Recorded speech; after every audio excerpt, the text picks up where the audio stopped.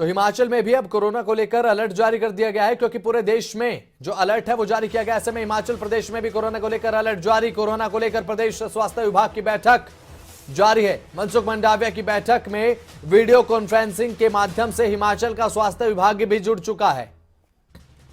ऐसे में केंद्रीय स्तर पर जो ये बैठक हो रही है सभी राज्यों के स्वास्थ्य विभागों के साथ, ऐसे में जो हिमाचल का स्वास्थ्य विभाग है वो भी कॉन्फ्रेंसिंग के माध्यम से जुड़ चुका है केंद्र के साथ, ताकि जो गाइडलाइंस हैं, एडवाइजरी है, वो साझा की जा सके हिमाचल प्रदेश के साथ कि हिमाचल प्रदेश में क्या कुछ आगे के समय में कदम उठाए जाएंगे।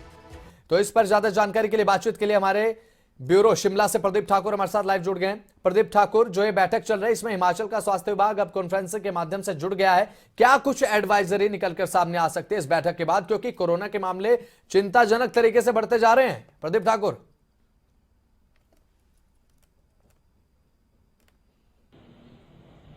बिल्कुल बसंत, देखिए केंद्रीय स्वास्थ्य मंत्री मनसुख मांडविया ने ये बैठक बुलाई है और जिस तरह से जो एक्सपर्ट्स ग्रुप है उसके साथ ये बैठक इस वक्त चल रही है। हालांकि उसके साथ साथ जो अधिकारी हैं उनके स्तर पर भी बैठक होनी है और उसमें हिमाचल प्रदेश के अधिकारी भी जो है इसमें जुड़े हैं, ये जानकारी अभी हमारे पास है। लेकिन इसमें खासतौर पर उन राज्यों पर फोकस किया जा रहा है जहाँ पर केसेज ज़्यादा हैं। हिमाचल की बात करें, अभी कोरोना केसेज यहाँ पर बिल्कुल नगण्य हम कह सकते हैं, रोजाना 5 या 4 इस तरह के जो है वो केसेस सामने आ रहे हैं। हालांकि सैंपलिंग 500 से 600 प्रतिदिन सैंपलिंग भी हो रही है, लेकिन चिंताजनक स्थिति हिमाचल के लिए फिलहाल नहीं है। लेकिन जिस तरह से केंद्रीय स्वास्थ्य मंत्री की तरफ से सभी राज्यों को निर्देश दिए गए थे कि आप अपने अपने राज्यों में देखें कि किस तरह से कोविड के केसेस जो है इस वक्त बढ़ रहे हैं, अगर बढ़ रहे हैं तो क्या रोकथाम के लिए क्या किया जा सकता है। चूंकि हिमाचल की बात करें, अभी यहाँ पर इस तरह के केस नहीं है, हम कह सकते हैं कि गंभीर स्थिति नहीं है या चिंताजनक स्थिति नहीं है। लेकिन जब राष्ट्रीय स्तर पर कोई एडवाइजरी आएगी उसके बाद ही उसको हिमाचल में भी इम्प्लीमेंट किया जाएगा, क्योंकि हिमाचल के मुख्यमंत्री सुखविंदर सिंह सुक्खू वो इस वक्त कोविड पॉजिटिव हैं और दिल्ली में जो है वो जो है इस वक्त क्वारंटाइन है। तो ऐसे में जब वो रिकवर हो जाएंगे उसके बाद भी आने वाले समय में कोविड से जुड़ी जो बैठकें हैं वो होनी है या अधिकारी उनको रिपोर्ट करेंगे। लेकिन अगर देश में कोरोना के केस बढ़ते हैं उसके बाद स्वास्थ्य विभाग को लगता है कि कुछ गाइडलाइन जारी की जा सकती है, कुछ सख्ती की जा सकती है, फेस मास्क लगाने को लेकर अनिवार्यता की जा सकती है, उसके बाद आदेश जो है हिमाचल को लेकर भी इसी तरह से लागू हो सकते हैं। अभी की जो जानकारी है वो केंद्रीय स्वास्थ्य मंत्री जो विशेषज्ञ हैं, एक्सपर्ट्स हैं, उनके साथ राय कर रहे हैं कि बाकी जो देश हैं वहाँ के कोविड की क्या स्थिति है और अगर वहाँ से लोग भारत में आते हैं उसके बाद वो बाकी राज्यों में जाते हैं तो किस तरह से ये फैल सकता है कोरोना। तो इसको लेकर एक्सपर्ट्स ग्रुप के साथ इस वक्त चर्चा चल रही है। उसके बाद अधिकारियों के साथ वाली चर्चा होनी है और उसमें आने वाले समय को लेकर एडवाइजरी वो जारी हो सकती है। जी प्रदीप, ऐसे में हिमाचल प्रदेश को, क्योंकि एक पर्यटक स्थल भी माना जाता है, पर्यटन राज्य भी है, पर्यटन दूर दूर से आते हैं वादियों का नजारा लेने के लिए, ऐसे में हिमाचल प्रदेश का जो प्रशासन है, सरकार है, उसे ज्यादा सख्त होना पड़ेगा, क्योंकि जो पर्यटक है वो दूसरे राज्यों से भी हिमाचल प्रदेश में आते हैं, क्योंकि अभी चिंताजनक जैसे कि स्थिति नहीं है। आपने बताया कि ऐसे में सरकार का उत्तरदायित्व जो है और भी ज्यादा बढ़ जाता है कि जो कोरोना को लेकर मामले हैं वो बिल्कुल भी सामने न आए।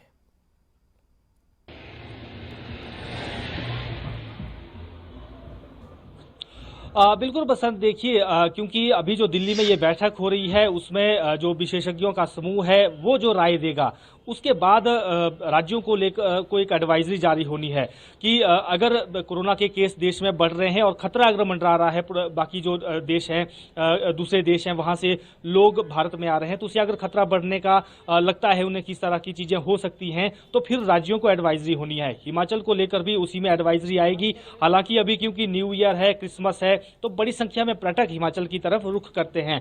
कहीं ऐसा तो नहीं है कि आंतरिक स्तर पर कोरोना फैला हो, यानी उसके लक्षण ना हो, एसिम्प्टोमेटिक लोग ज्यादा घूम रहे हो और ऐसी स्थिति में आने वाले समय में भयावह स्थिति भी खड़ी हो सकती है। तो ये तमाम चीजें हो सकती है। तो ऐसे में जब केंद्र से कोई एडवाइजरी आएगी उसके बाद राज्य स्तर पर उस एडवाइजरी को जो है इम्प्लीमेंट किया जाएगा। फिर जिलों को निर्देश दिए जाएंगे कि आपने किस तरह की सख्तियां अब करनी है, क्योंकि जब कोरोना खत्म हो गया था तो जो डिजास्टर मैनेजमेंट एक्ट जिसके अंतर्गत सारा का सारा प्रोसेस चला था कोविड काल में, तो उसको लिफ्ट कर दिया गया था, यानी डिजास्टर मैनेजमेंट एक्ट जो है उसको लिफ्ट कर दिया गया था। अब अगर लगता है कि कोरोना के केस बढ़ रहे हैं या खतरे वाली स्थिति है तो उस स्थिति में दोबारा से इस एक्ट को लागू किया जा सकता है। उसमें जिला प्रशासन के पास सारी शक्तियां आ जाती हैं। लेकिन अभी क्योंकि नेशनल जो हेल्थ मिशन है उसके आधार पर उनकी जो एडवाइजरी है उसके हिसाब से ही काम चल रहा है। हाँ, एक जरूर है कि जो सैंपलिंग हो रही है, अभी भी हम करें अगर बात हिमाचल की तो 400 से 500 प्रतिदिन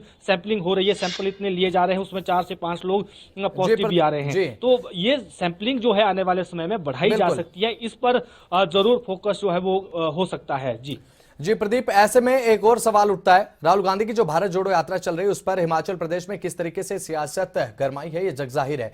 ऐसे में कांग्रेस विधायक और राष्ट्रीय प्रवक्ता जो है कुलदीप राठौर, उनका बयान भी सामने आया। उन्होंने कहा कि जो खत लिखा गया है राहुल गांधी को वो गलत है, क्योंकि कोरोना के मामले बढ़ रहे हैं। ऐसे में उन्होंने कहा कि गुजरात में भी ये तमाम बातें देखी गई थी, जो रैलियां की गई थी। ऐसे में राहुल गांधी को खत लिखना भारत जोड़ो यात्रा को लेकर ये गलत है।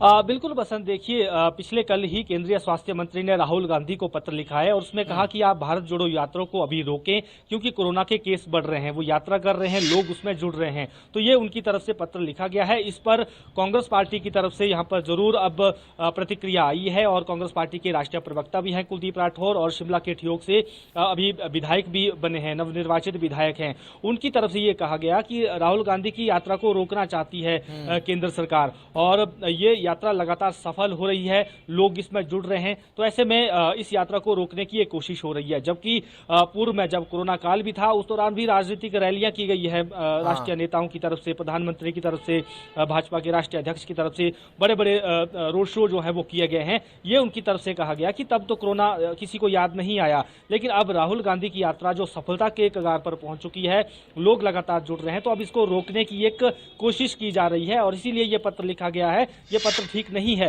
ऐसे में इस तरह के पत्र का कोई औचित्य नहीं बनता है। और क्योंकि हरियाणा में राहुल गांधी की यात्रा प्रवेश कर गई है और उसके साथ साथ उन्होंने ये भी कहा कि हम आने वाले समय में विचार करेंगे कि इस यात्रा का रूट जो है क्या हिमाचल में भी कहीं पर रखा जाए ताकि यहाँ पर भी राहुल गांधी आए। अब चुनाव से निवृत्त हो चुके हैं, नई सरकार का गठन हो चुका है, तो आप कह सकते हैं कि इस यात्रा को लेकर अब कोरोना पॉलिटिक्स जो है एक तरह से हो रही है। कोरोना को लेकर सवाल जिस तरह से उठाए जा रहे हैं कि कोरोना बढ़ सकता है, तो ऐसे में अब कांग्रेस कहीं ना कहीं हम कह सकते हैं कि ठीक है जो केंद्र सरकार है।